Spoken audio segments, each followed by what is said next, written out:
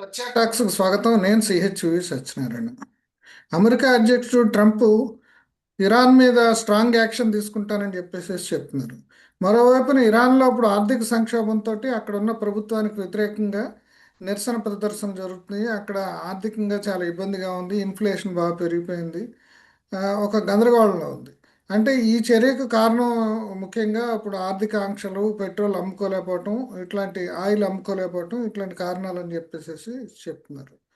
ఇప్పుడు ఓ పక్కన ఇరాన్ కూడా ఏం చెప్తుందంటే ఇప్పుడు తాను అమెరికా స్థావరాల మీద, సైనిక స్థావరాల మీద దాడి చేస్తాను, ఇజ్రాయెల్ మీద ప్రతీకార చర్యలు తీసుకుంటానని చెప్తుంది. ఈ నేపథ్యంలో ఇరాన్లో ఏర్పడిన సంక్షోభంపై మనతో మాట్లాడటానికి సీనియర్ జర్నలిస్టు, అంతర్జాతీయ వ్యవహారాల విశ్లేషకులు కోటేశ్వర గారు మనతో ఉన్నారు. కోటేశ్వర గారు నమస్కారం అండి. నమస్తే.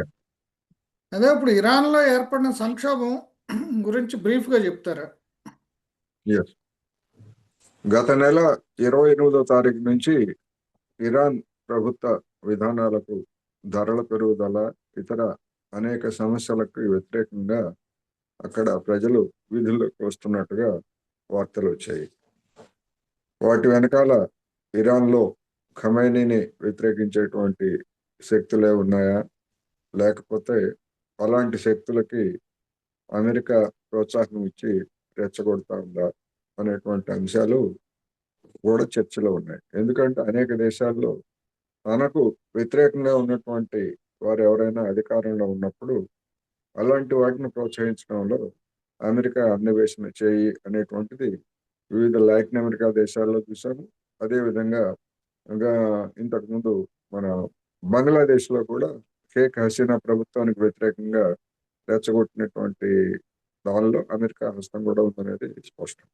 అందువలన ఇప్పుడు ఇరాన్ నుంచి వెలువడుతున్నటువంటి వార్తల్లో పూర్తి నిజాలు అనేటువంటివి మనకి అందుబాటులో లేవు. ఎందుకంటే ఇంటర్నెట్ మీద ఆంక్షలు కావచ్చు, రకరకాల నిషేధాలు ఉన్నటువంటి నేపథ్యంలో మనం మాట్లాడుతున్నాం. ఏదైనప్పటికీ ఇరాన్లో నిజంగానే ప్రజలు వ్యతిరేకంగా వీధుల్లోకి వచ్చిన, లేకపోతే అక్కడ ఉన్నటువంటి ప్రతిపక్షాలు వాటికి నాయకత్వం వహిస్తున్నా, అది ఇరాన్ అంతర్గత వ్యవహారం. ఆ అంతర్గత వ్యవహారంలో అక్కడ ఉన్నటువంటి ప్రభుత్వం అణచివేతకు పూనుకొనవచ్చు, లేకపోతే మరొకటి ఏదైనా జరగవచ్చు. ఆ పేరుతోటి నేను ఇరాన్లో జోక్యం చేసుకుంటాను అని చెప్పేటువంటి అధికారం డొనాల్డ్ ట్రంప్కి ఎవరిచ్చారు అనేటువంటిదే ప్రశ్న.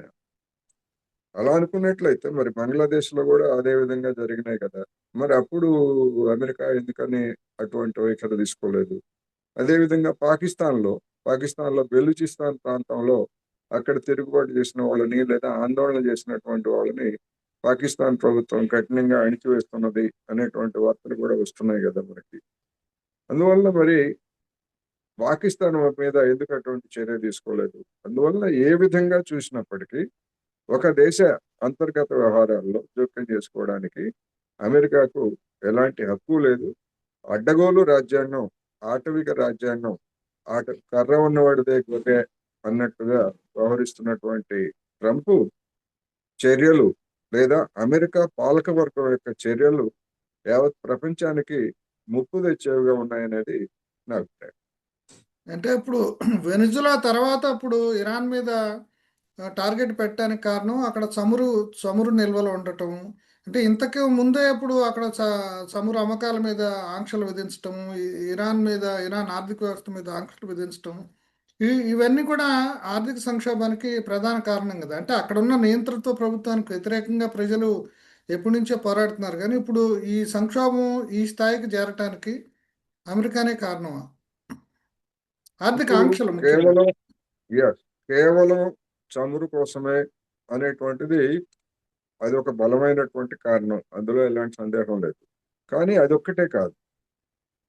అంతర్జాతీయ పరిణామాల్లో వెనిజులా మీద ప్రత్యేకంగా కక్ష కట్టడానికి 1998లో హ్యూగో చావెజ్ నాయకత్వాన అక్కడ అమెరికాను గట్టిగా వ్యతిరేకించేటువంటి ప్రభుత్వం ఏర్పడటం, అప్పటి నుంచి ఇప్పటి వరకు క్యూబాని ఆదుకోవడం కావచ్చు, లేదా వివిధ దేశాల్లో తలెత్తినటువంటి వామపక్ష ప్రజాతంత్ర ఉద్యమాలకు వెనిజులా సాయం చేయడం కావచ్చు, ఇవి కూడా వెనిజులాలో ఉన్నటువంటి చమురు సంపదలు ఎంత ముఖ్యమో, లాటిన్ అమెరికాలో అమెరికాను వ్యతిరేకించే శక్తులకు రాజకీయంగా, ఆర్థికంగా మద్దతు ఇవ్వడం అనేటువంటిది కూడా అంతే ప్రాధాన్యత కలిగినటువంటి అంశం.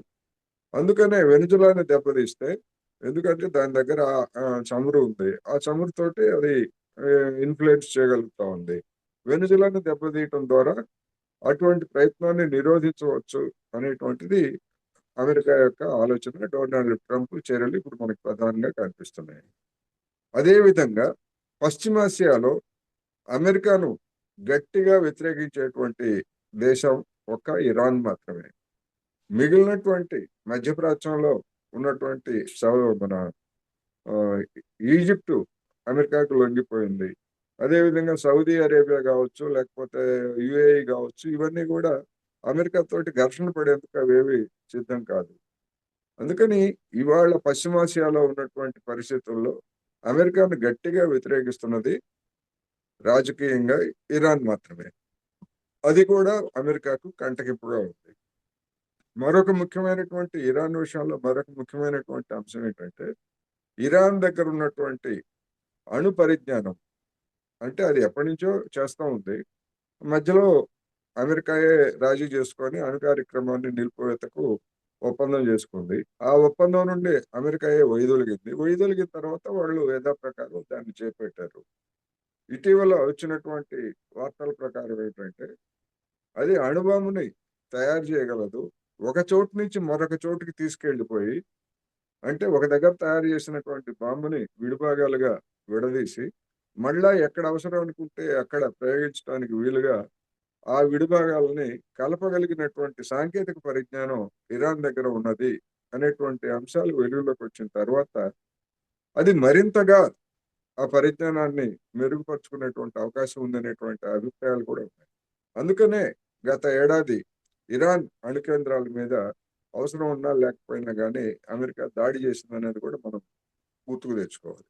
అందుకని ఇరాన్ విషయంలో రాజకీయంగా అది ఉక్రెయిన్ మీద దాడులు చేస్తున్నటువంటి రష్యాకు ఆయుధాలని, డ్రోన్లు కావచ్చు, ఇటువంటి వాటన్నిటిని కూడా తయారు చేసి ఇస్తాం. అందుకని ఇట్లా మల్టిపుల్ బహుముఖాలుగా ఇరాన్ని దెబ్బతీస్తే పశ్చిమాసియాలో ఇంకా తనకు ఎదురు ఉండదు.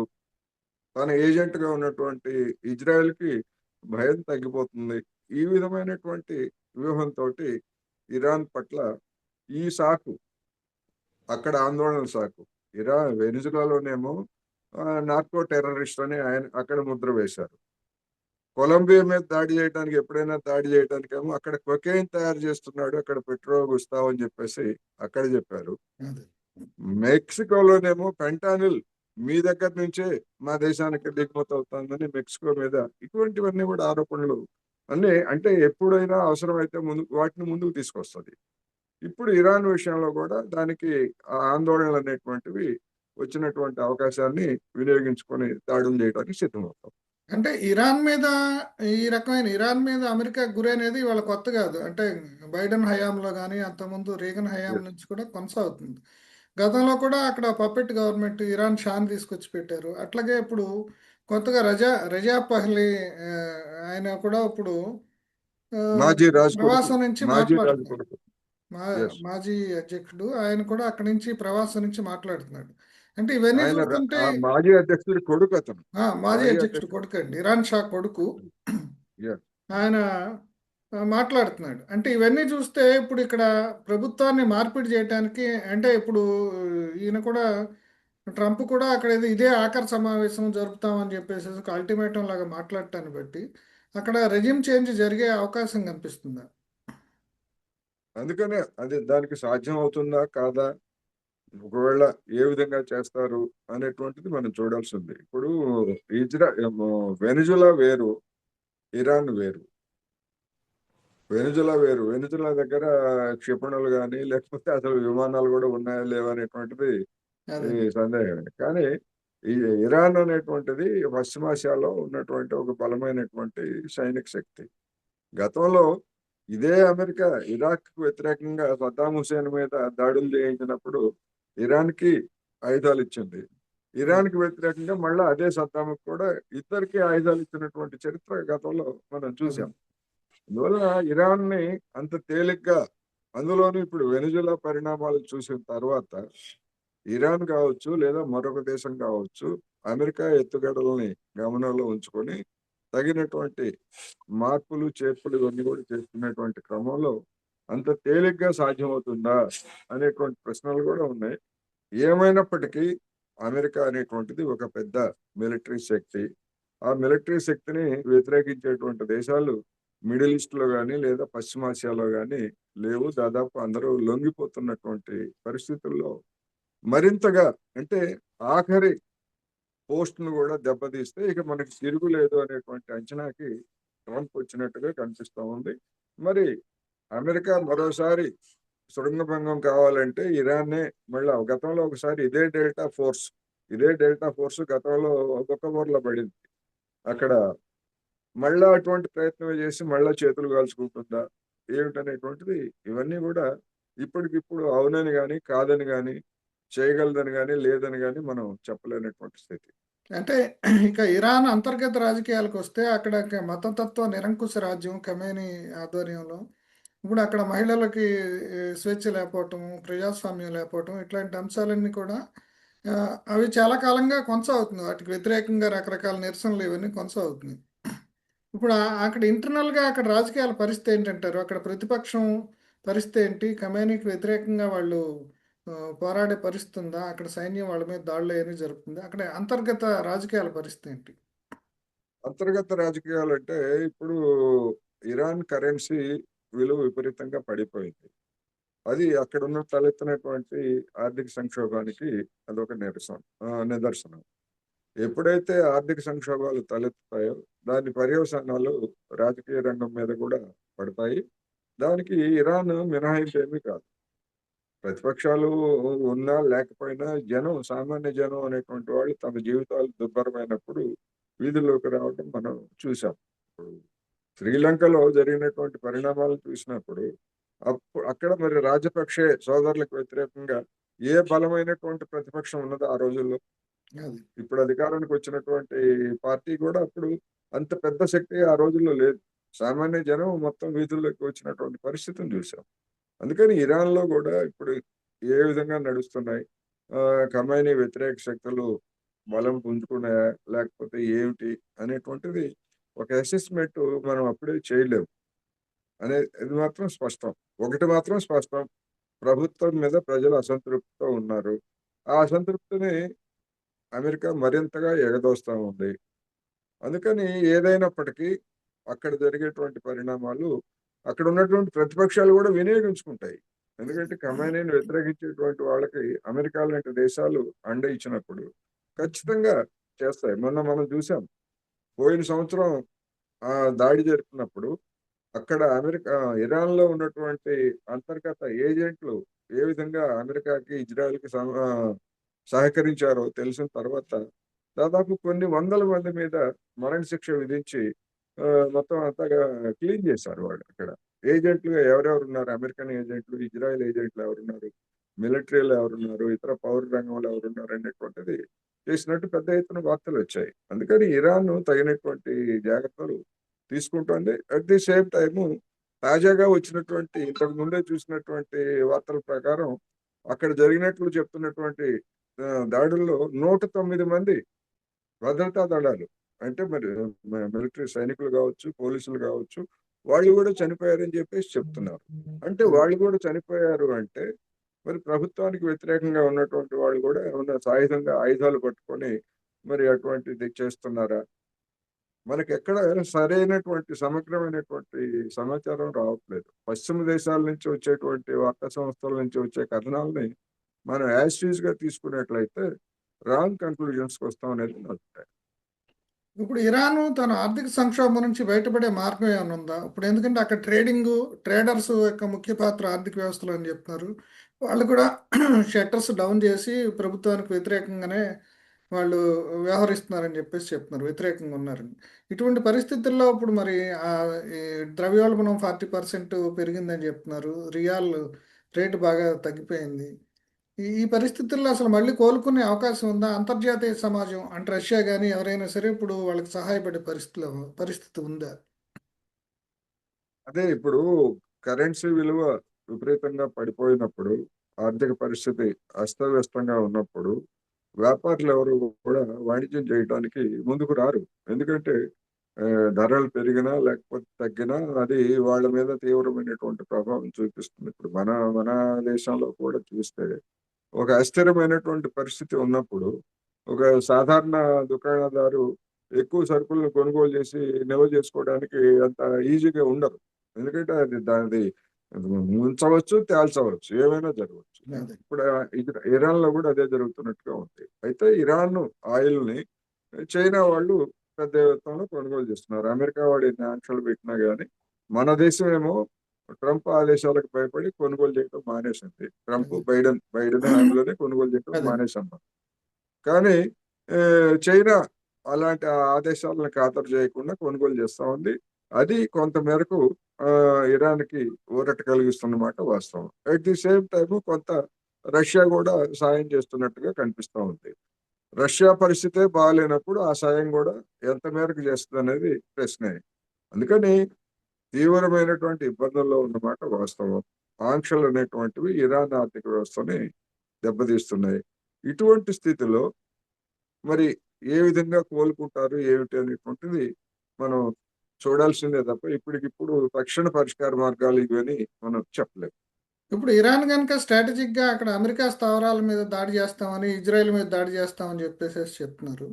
ఇవన్నీ జరిగితే ఇప్పుడు మళ్ళా మూడో ప్రపంచ యుద్ధం లాంటిది ఏదన్నా మధ్యప్రాచ్యం నుంచి ముంచుకొచ్చే ప్రమాదం ఉందా? అంటే వీళ్ళ దగ్గర ఆ అణుబాంబు కూడా ఉంది కాబట్టి ఫ్రస్ట్రేషన్లో దాన్ని ప్రయోగించడం కానీ అట్లాంటివి ఏమైనా జరిగే అవకాశం ఉంది.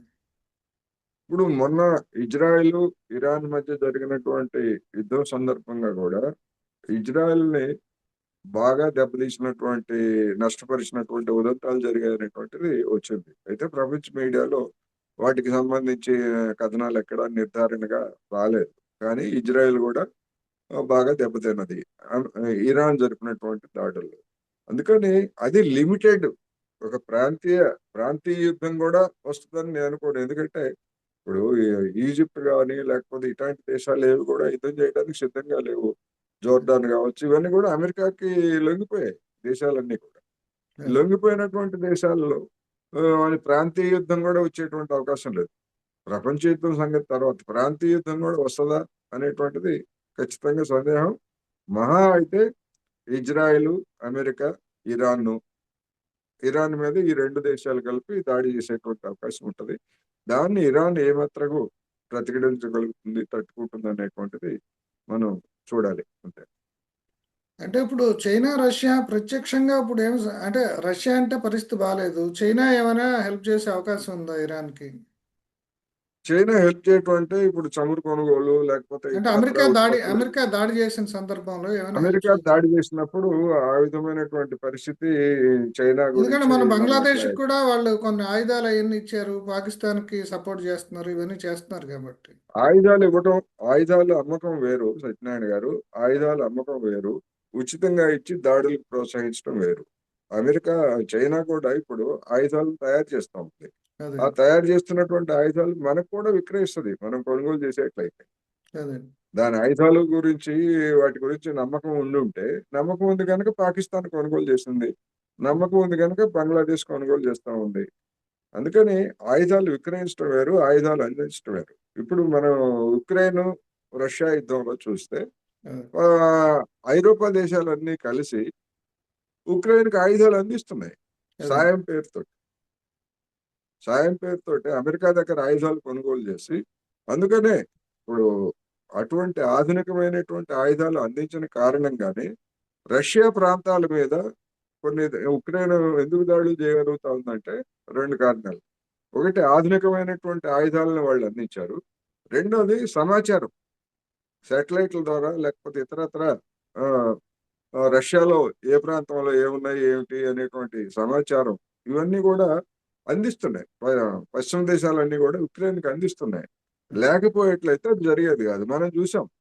ఆపరేషన్ సింధూర్ సందర్భంగా ఆపరేషన్ సింధూర్ సందర్భంగా అదే చైనా కూడా పాకిస్తాన్‌కి అలాంటి సమాచారం అందించింది అనేటువంటి అభిప్రాయం ఒకటి వెల్లడైంది.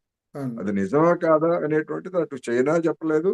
ఇటు భారతదేశం కూడా దాన్ని అంగీకరించడానికి సిద్ధంగా అదే లేదు.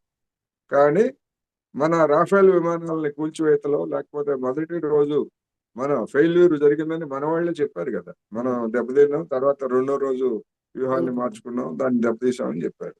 అందుకని ఆ మొదటి రోజు దెబ్బతిట్టడానికి కారణం ఏమిటంటే చైనా అందించినటువంటి సమాచారం మేరకు వాళ్ళు పాకిస్తాన్ వాళ్ళు దెబ్బతీశారు అనేటువంటిది అంతర్జాతీయ మీడియాలో వచ్చినటువంటి ఒక కథనం. అయితే ఎవరు అఫీషియల్ గా ఇంతవరకు భారత్ కానీ చైనా కానీ పాకిస్తాన్ కానీ దాన్ని అడ్మిట్ చేసేటువంటి పరిస్థితి లేదు. అందువలన ఇవన్నీ కూడా తెర వెనకాల జరుగుతున్నటువంటి కథలు. ఇప్పుడు యునైటెడ్ అదే నేషన్స్ పరిస్థితి. చెప్పండి చెప్పండి. చెప్పండి. యునైటెడ్ నేషన్స్ యునైటెడ్ నేషన్స్ పరిస్థితి ఏంటండి? యునైటెడ్ నేషన్స్ అనేటువంటిది ఇప్పుడు వెంటిలేటర్ మీద ఉంది. అది దాదాపు చచ్చిపోయింది, వెంటిలేటర్ మీద దాన్ని నడిపిస్తున్నారు. అంతే తప్ప అది ఏమీ చేయలేదు అనేటువంటిది వెనుజులా విషయంలో మనకి రుజువైంది. ఇప్పుడు ఇరాన్ మీద దాడి చేసినా గానీ అది ఏమీ చేయలేదు. ఒకవేళ ఏదైనా అమెరికా మీద చర్య తీసుకోవాలని ఎవరైనా భద్రతా మండలిలో తీర్మానం పెడితే అమెరికా వీటో చేసేస్తుంది. ఇంకా అంతటితోటి వేస్ట్. ఉపన్యాసాలు చేస్తారు, వస్తారు, మళ్ళా ఎప్పటికాలు ఇట్టిట్టు అన్నట్టు మళ్ళా అండ్ ట్రెడిషనల్గా ఇప్పుడు ఇండియాకి ఇరాన్ అనేది ఒక స్నేహపూరితమైన సంబంధాలు ఉన్నాయి ఎంతో కాలంగా. అంటే మధ్యలో ఇప్పుడు అమెరికా ఒత్తిడికి ఇదైనా సరే ఇప్పుడు దాని అస్తిత్వమే దెబ్బతినే పరిస్థితుల్లో ఇప్పుడు ఇండియా స్టాండ్ ఎట్లా ఉంది అసలు? ఎట్లాంటి స్టాండ్ ఇప్పుడు వహించాలి? ఇరాన్ మనకి మన రూపాయలు తీసుకొని మనకు ఆయిల్ అమ్మింది కదా. అదే మన రూపాయలు తీసుకోవడమే కాదు, డిస్కౌంట్ ఇచ్చింది, చెల్లింపులను కూడా వాయిదా వేసింది. చెల్లింపులు కూడా మీరు నెల కాకపోతే 3 నెలల్లో ఇవ్వండి అని చెప్పేసి మనకి అటువంటి రాయితీలు కూడా ఇచ్చింది. అదే అయినప్పటికీ మన ప్రభుత్వం, నరేంద్ర మోడీ ప్రభుత్వం ఇరాన్ నుంచి ఆయిల్ ని కొనుగోలు చేయటం ఆపేసింది. ఖచ్చితంగా అది అమెరికా బెదిరింపులకి లోబడే. అటువంటిది ఇవాళ మనం చూస్తున్నాం.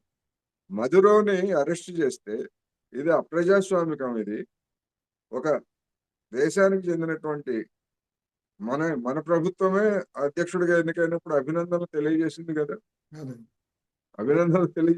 మధురోకి. అవును. మరి అటువంటి మధురోని అరెస్ట్ చేసి తీసుకెళ్తే అది అన్యాయం అని కూడా ఖండించలేనటువంటి మౌన రాగం మనం పాటిస్తా ఉంటే ఈ ఇరాన్ విషయంలో ఏ విధంగా మన వాళ్ళు ముందుకు వస్తారు అనేటువంటి సమస్య. అంటే అందుకని ఇక్కడ ఉన్నటువంటి పరిస్థితులు, లేకపోతే ఇరాన్ అనేటువంటి దాన్ని యాంటీ ఇస్లాం అనేటువంటిది కూడా పనిచేస్తుంది. ఇప్పుడు పాలస్తీనా విషయంలోనే అంత దారుణం జరుగుతూ ఉంటే మనం ఇజ్రాయెల్ ని ఖండించలేకపోయామే. లక్షలాది మందిని ఆ విధంగా చేస్తా ఉంటే, ఊచకోట్లకు వస్తా ఉంటే మానవ హక్కుల గురించి మనం చెప్తాం, ప్రజాస్వామ్యం గురించి చెప్తాం. ఇరాన్ విషయంలో కూడా అంతే అనేది నా అభిప్రాయం. ఫైనల్గా ఇప్పుడు ఏంటి సంక్షోభం ఎలాంటి టర్న్ తీసుకుంటుంది అంటారు? అది అమెరికా మీద ఆధారపడి ఉంటుందండి. ఇరాన్ లో అంతర్గత విషయాలు అనేటువంటివి మరి అక్కడ కొత్త ప్రభుత్వానికి లేదా ఇప్పుడున్నటువంటి వ్యవస్థ మరొక ప్రతిపక్షాలు అధికారానికి వస్తాయా లేదా ఏంటనేటువంటిది అది ఒక తాత్కాలికంగానే మరి కొద్ది రోజులు సాగుతుంది. తర్వాత దాన్ని అణిచివేస్తారు. లేకపోతే ఆందోళనకారులు కూడా చల్లబడిపోయి వెనక్కి తగ్గేటువంటి పరిస్థితి ఏదైనా జరగవచ్చు.